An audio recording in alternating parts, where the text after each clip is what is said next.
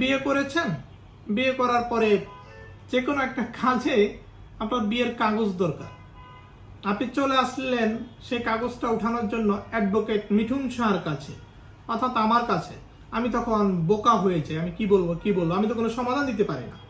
তাহলে আপনার বিয়ের কাগজ, আপনি বিয়ে করেছেন মনে করেন যে 2010 সালে, আপনি তখন বিয়ের কাগজটা নেন নাই বা যে কোনো কারণে হারিয়ে ফেলেছেন। এখন 2025 সালে এসে আপনার প্রিয় মানুষটাকে ডিভোর্স দিতে চান, অথবা বিদেশ যেতে চান, অথবা যে কোনো কাজে যেখানে স্বামী স্ত্রীর পরিচয়টা দরকার, সেখানে হচ্ছে বিয়ের কাগজটা দরকার। তখন আপনি বিয়ের কাগজ কোথায় উঠাবেন?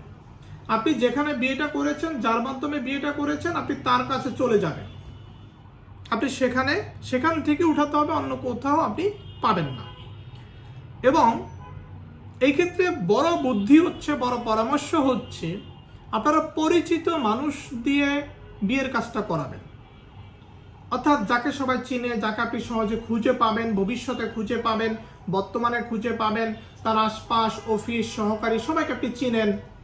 আপনি তার মাধ্যমে যদি বিয়েটা করান, বিয়েটা হয় আপনাদের, তাহলে আপনি তাকে অনেক দিন পর্যন্ত খুঁজে পাবেন, বা সারা জীবনই খুঁজে পাবেন, বা উঠানোর মতো একটা সুযোগ থাকবে। অনেক সময় আপনি একে দিয়ে বিয়ে করালেন, এরপর আপনার বিয়ের কাগজটা হারিয়ে গেল, বা বিয়ের কাগজটা আপনি তুলেন নাই, পরবর্তীতে তুলতে গিয়ে আপনার এই প্রবলেমটা হবে, কারণ আপনি তাকে তো ভালো করে চিনেন না।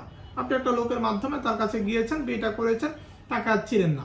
অনেকেই আছেন এই বিয়ের কাগজ না থাকার কারণে অনেক বিপদের মধ্যে আছেন। আপনি যাতে বিপদের মধ্যে না পড়েন, এই কারণে আপনার প্রথম কাজ সঠিক মানুষ দিয়ে, যার সাথে আপনার একটা সম্পর্ক হবে, যাকে সবাই চিনবে, যাকে বললেই সে বিয়ের কাগজটা দিতে পারবে, আপনি তাকে দিয়ে কাজটা করাবেন।